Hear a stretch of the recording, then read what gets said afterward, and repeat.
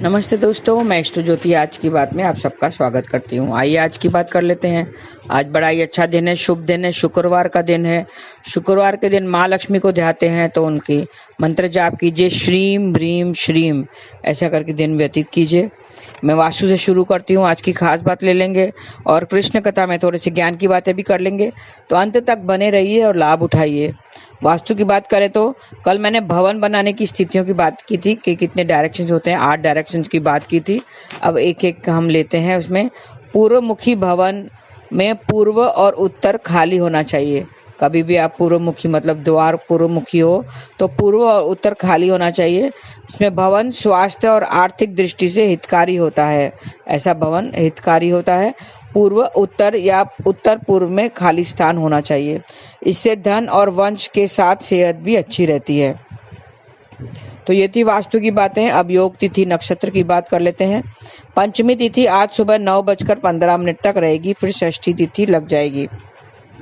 आज देर रात 3:20 तक धृति योग रहेगा। धृति योग में नींव का पत्थर आजीवन सुख सुविधाएं देता है। और आज दोपहर 1:04 तक आद्रा नक्षत्र रहेगा। आद्रा छठा नक्षत्र है, जिसका प्रतीक चिन्ह आंसू की बूंद को माना जाता है। इसका स्वामी राहु है, जो एक छाया ग्रह है। इसकी राशि मिथुन है। इसके जातक कर्तव्यनिष्ठ, मेहनती, जिम्मेदार और जिज्ञासु होते हैं। खोजबीन करना, जासूसी करना, दूर स्थान की यात्रा करना इन्हें पसंद होता है। इसका संबंध शीशम के पेड़ से बताया गया है, तो शीशम के पेड़ को नमस्कार करें और उसे किसी प्रकार का नुकसान नहीं पहुंचाएं। आज की खास बात ले लेते हैं। आज सूरदास जयंती है। जैसे कल मैंने बताया था कि आज के दिन सूरदास जयंती मनाई जाएगी। वैशाख शुक्ल पक्ष की पंचमी को सूरदास की जयंती होती है। आज सूरदास जयंती मनाई जाएगी। संत सूरदास जी एक महान कवि और संगीतकार थे। भगवान कृष्ण को समर्पित भक्ति गीतों के लिए वो जाने जाते थे। और आज दूसरी खास बात है, आज के दिन श्री आदि शंकराचार्य जी की जयंती भी मनाई जाएगी। श्री आदि शंकराचार्य को एक महान दर्शकों में से एक माना जाता है।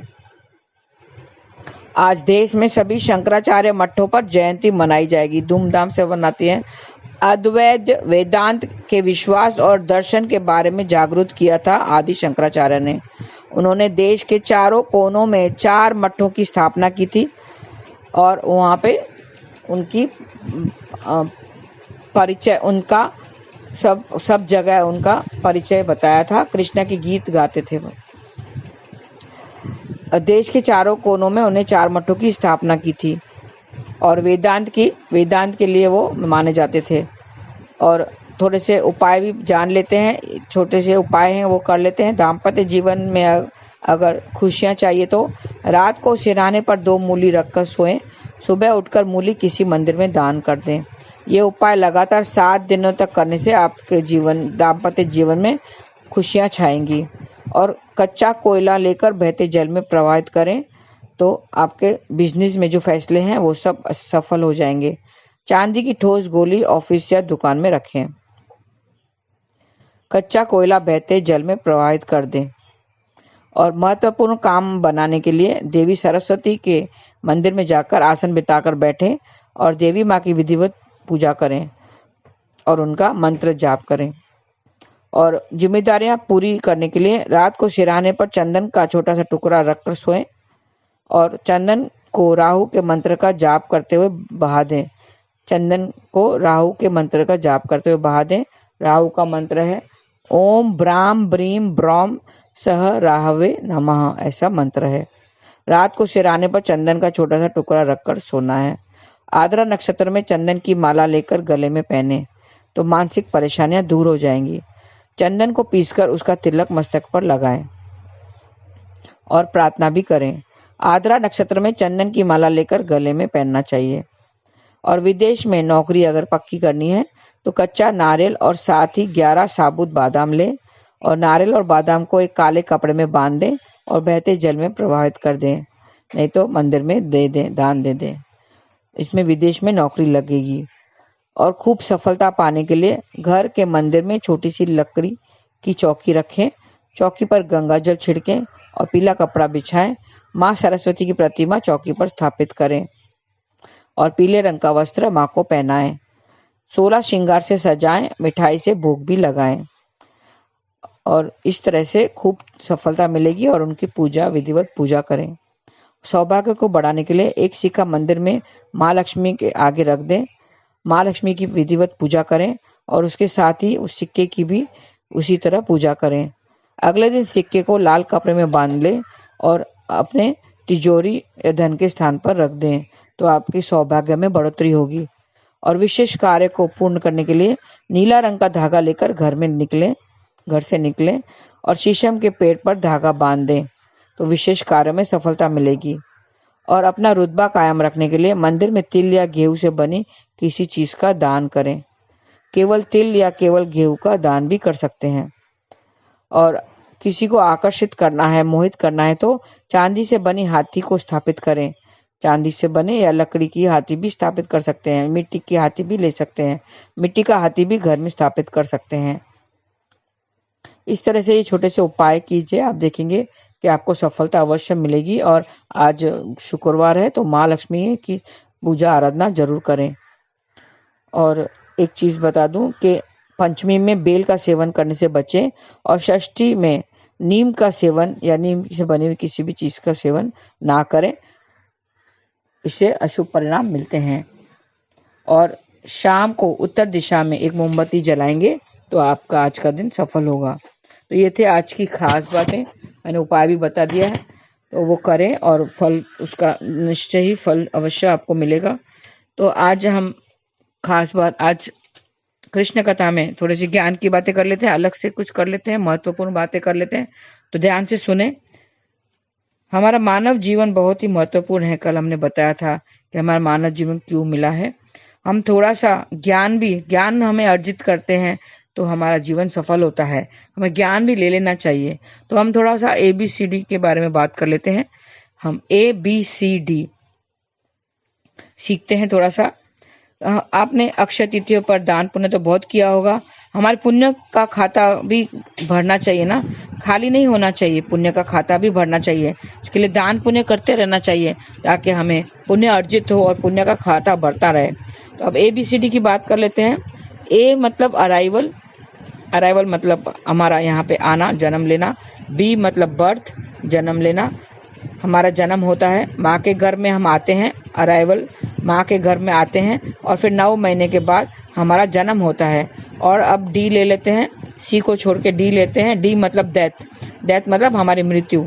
तो अराइवल, बर्थ और डेथ, ABD हमने ले लिया है। A मतलब अराइवल मतलब हम इस जन्म में आ चुके हैं। बर्थ मतलब हमने जन्म ले लिया है। डेथ मतलब हमारी मृत्यु। ये सब तीनों में हमारे हाथ में नहीं होता है। ये सब तय कौन करता है? ईश्वर तय करता है, हम नहीं तय करते हैं। अराइवल, इस संसार में हम आए हैं, ये हमारे हाथ में नहीं होता है। हमारे माँ बाप हम तय नहीं करते हैं, ईश्वर ही तय करता है। फिर होता है बर्थ, यानी हमारा जन्म होना। 9 महीने के बाद हम कहाँ, कैसे और कब जन्म लेंगे, ये भी हमारे हाथ में नहीं होता है। स्त्री बनेंगे या पुरुष बनेंगे, मतलब लड़का बनेंगे या लड़की का जन्म होगा, ये हमारे हाथ में नहीं होता है। हम नहीं तय कर पाते हैं, हमें पता भी नहीं होता है। और डेथ, जब मौत होती है, कब, कहाँ, कैसे, किस वक्त होगी, ये भी हमारे हाथ में नहीं होता है। तो बाकी क्या रह गया? बाकी रह गया सी मतलब चॉइस, अपनी पसंद। हाँ, हमको चुनना है। सी मतलब चुनना। ABD तो हमारे हाथ में नहीं है, लेकिन C हमारे हाथ में है, चुनना हमारे हाथ में है। हम कब चुनते हैं? जब एक से ज़्यादा चीज़ें हमारे सामने रखी हो तो उनमें से हम चुनते हैं। हाँ, 2 चीज़ों में से एक चुनो, ऐसा कहते हैं। हाँ, एक उंगली दिखा के हम नहीं कहेंगे कि इससे चुनो।